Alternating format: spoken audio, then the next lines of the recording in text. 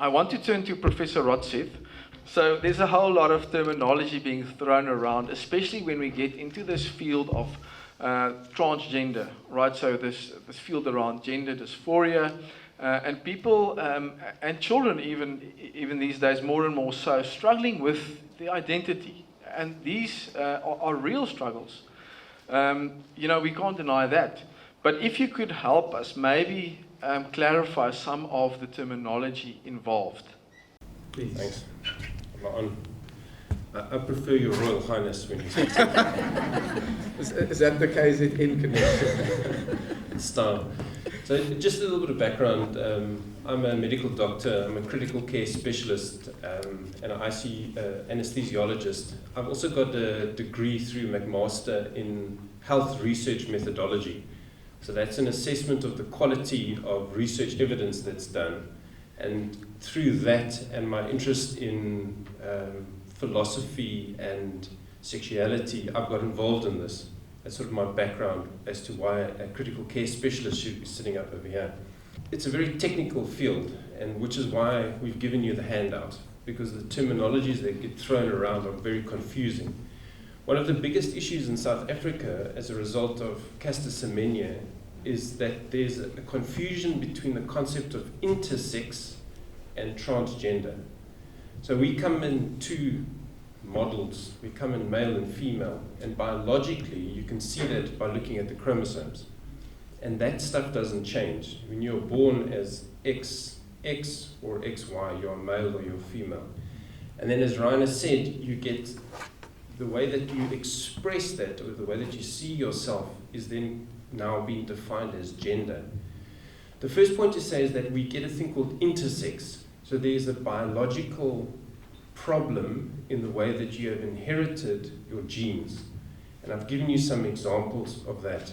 They can either be genetic, so you have two X chromosomes or two Y chromosomes, or you're missing one of the X chromosomes, XO. And this leads to clinically identifiable syndromes, Turner syndrome, Klinefelter syndrome, and you can check the genetics and see what it looks like. You can also get hormonal intersex, where you've got normal genetics, but your body has a problem in the way that it makes the hormones or responds to the hormones.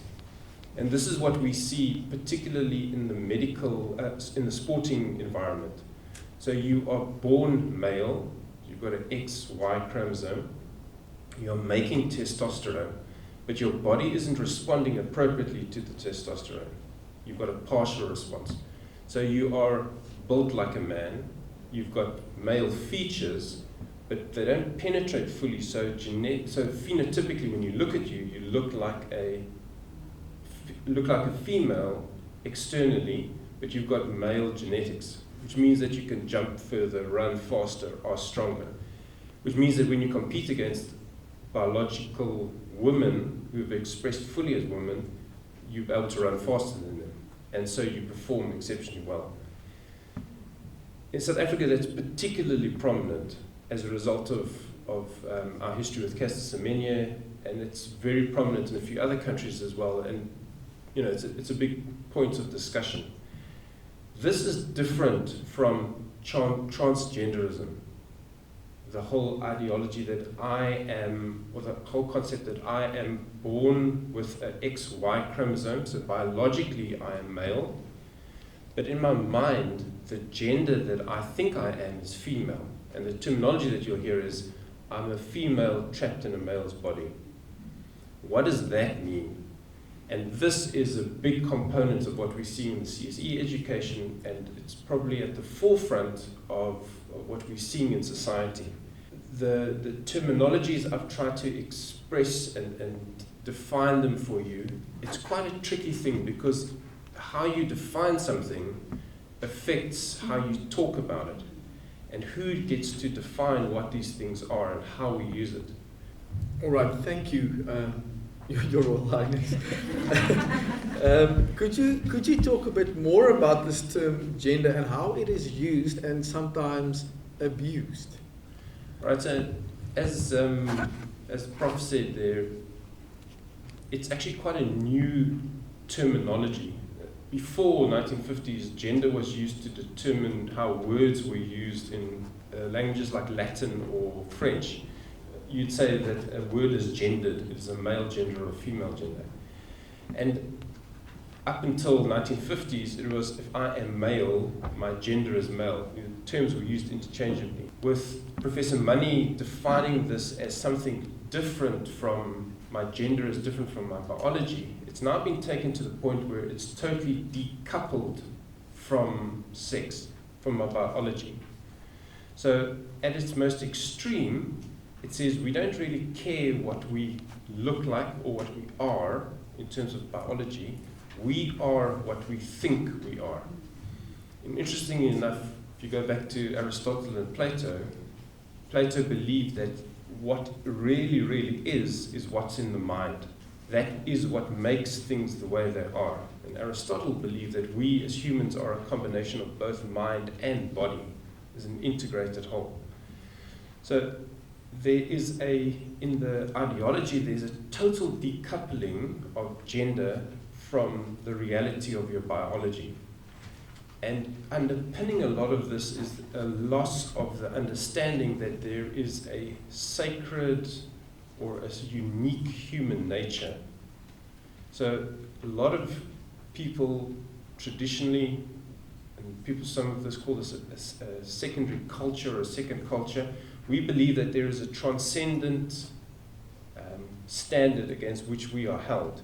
Humanity, humans are important. They have got intrinsic value because they are created or they are linked to something sacred. And so the human body has got a sacredness and importantness that's linked to it. Linked to the gender, there's a total disregard for something that is external to us, something sacred, something that underpins us. We are the reference against which everything is put. So I choose the way that I want to be, the way that I want to live. That comes down into gender, because sex as an expression of who I am allows me to be authentic, allows me to be who I want to be. And you as a culture have to accept that, because if you don't accept that, then you are infringing on my personal dignity. And that's why there's this strong push towards it. Gender then becomes fluid, because I can decide today that I want to be a woman, tomorrow I want to be something in between, the next day I want to be asexual, which means that currently on Facebook you can choose up to 56 different categories of who you want to be, because gender is fluid. And in some ways, I don't want to minimize this, but do you want to choose, I like chocolate ice cream today, and I like vanilla ice cream tomorrow? Who are you to tell me that that's wrong? The same concept is pulled into the gender. So linked to this concept now, what's happened in the past is that you used to have adults who are struggling with this concept of gender dysphoria. So I am a male biologically, but in my mind I experience extreme discomfort with the fact that I am biologically male, and I identify with being female. I want to be female, I want to act as female, I want to be recognized as female. This is a serious medical condition. It is associated with profound emotional distress, high rates of suicide. It's something to be taken incredibly seriously, and people that struggle with this really struggle with it. It's a life distorting event. Much more common in men than in women. 1 in 20,000 in men, 1 in 30,000, 1 in 40,000 in women. It happens in children as well. It's called temporary gender dysphoria, and it happens when you're busy growing up. Who are you when you're 16 or 14 and you're starting to grow breasts or get hair and your voice cracks and you're not quite sure how you fit in? But in children that suffer from temporary gender dysphoria, 80 to 95% of those children will grow through that. As they move through it and they come through their puberty, they will now become adult and be comfortable with with the position that they're in. What we are seeing now is that the research and the studies that have been done in adults that have got permanent gender dysphoria is now being taken and applied to children that are going through a process of puberty, and they're saying your confusion that you're feeling now is not just a normal confusion or process of development, or confusion that's come about as a result of sexual trauma or a broken family. This actually is you manifesting as a transgender individual. And this means that we now need to conform your body to fit in with what your mind wants. And so we will undertake, normally in 3 steps, social adjustment to start dressing as if I'm a boy and I want to be a woman, or believe I want to be a woman, I'll start dressing as a woman and getting the society to engage with me as that. Then I'll take puberty blockers so that I don't develop an Adam's apple and hair. And then the next step of that is I'll start undergoing surgery to transition. And this is where the flashpoint in our society is at the moment. Transgender surgery in the adult population has been something that's fairly common. And in the 1980s, actually some of the top hospitals like Johns Hopkins actually stopped doing it because they saw that trying to change the body to accommodate a problem in the mind wasn't resolving the underlying problems. But now we're seeing a reawakening of this, probably in the last 10, 15 years, with this incredible focus on the children and saying that we need to take you now and we need to transition you because this is the way that you're going to be happy. And in my understanding, looking at just from the medical viewpoint of it, I think it is wildly, wildly irresponsible. In fact, if I had a surgical intervention that I tried to implement on children with the degree of empirical support for it, I would end up in front of a court, I believe. The evidence for this type of surgery in adults is incredibly weak, and in children is almost non-existent. So this has brought out a lot of my concern about what I'm seeing happening in South Africa, which is an echo of what's happened in the developed world, US, UK. All right, thank you, Ray. So I don't know whether you've answered the final question, which is the impact we are seeing on kids in schools. I don't know if you still wanted to add something more to what you've already said. So I think the first thing is I'd say that there's an impact on adults first. We've seen quite a few emails and really anxious parents saying, all of a sudden there's somebody a kid in our class, my children's class, that's undergoing a transition, 14-year-old boy or a 7-year-old child. And I'm being told that the school must now accommodate this child in a certain way. And most people respond with absolute shock. What does this mean? What are we doing? Where are we going? In terms of what happens to the children itself, it's very interesting to read reports of children that have gone through this, and not even children, but adults that have undergone this transitional process and then detransition. So the data shows that some people experience satisfaction from the transition, but the psychological discomfort that they experience is rarely relieved. So they might have some satisfaction from moving from being male biologically to looking more female, but the discomfort from the dysphoria, which is often an intersection of multiple other issues, still persists.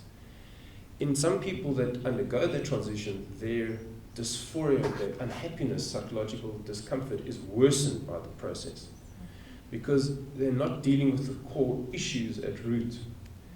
In people that have spoken about detransitioning, looking back on their experience, they, not uniformly, but a lot of them speak about the disregard that was shown to their bodies. Because there's a decoupling. You are both a mind and a body. You're not just the mind. And it's fascinating to read the reports where they speak about how they feel that their bodies were abused and mistreated and experimented on. And so there's this big jump on, we need to move you as quickly into this realm as we can because we need to transition you to make you happy, but we don't really deal with the core issue. So the concern, and it's very interesting to hear your feedback, Ricky, is around the trauma side of it. There are multiple reasons as to why people feel this discomfort. A lot of them, not all of them, and I don't want to minimize, I'm not trying to minimize the pain and the extreme discomfort that these people suffer. It is really a debilitating thing, but it is a constellation of multiple factors. It's depression that's involved in it, sometimes dissociative disorders, attempt to try and hide from trauma, and to ignore those things and then to focus on a medical solution is like putting a band-aid over a problem. And it does improve for a short period of time because you draw a massive amount of attention from your peers, from those around you, from the doctors, from the psychologists. And then you go through all of your surgery. But nobody talks to you about the long-term medical complications of having a mastectomy, of having an increased risk of cancer, of strokes, of then having to undergo repeated injections to maintain your desired physical attributes. And nobody talks to them about the long-term psychological consequences of that. We don't really know in South Africa what the impact is going to be on what happens when my best friend undergoes a transition, because it's so new and we really don't know. My big concern as a clinician and somebody that looks at the research is that I cannot believe that somebody would want to undertake this with this level of empirical evidence support in it. And to do so, I think, is incredibly dangerous for the well-being of the individual. As a doctor, I think you're opening yourself to a lawsuit in 15 to 20 years. What is the 3-year-old going to tell you when they're 21 and the girl who's undergone transition to male says, I want to have children? And you have to tell them, no, sorry, we took out your uterus, we took out your ovaries. What is the implications of that? That's where my biggest concern lies, from the medical side, excluding all of the psychological aspects in that society that's going to impact on those children.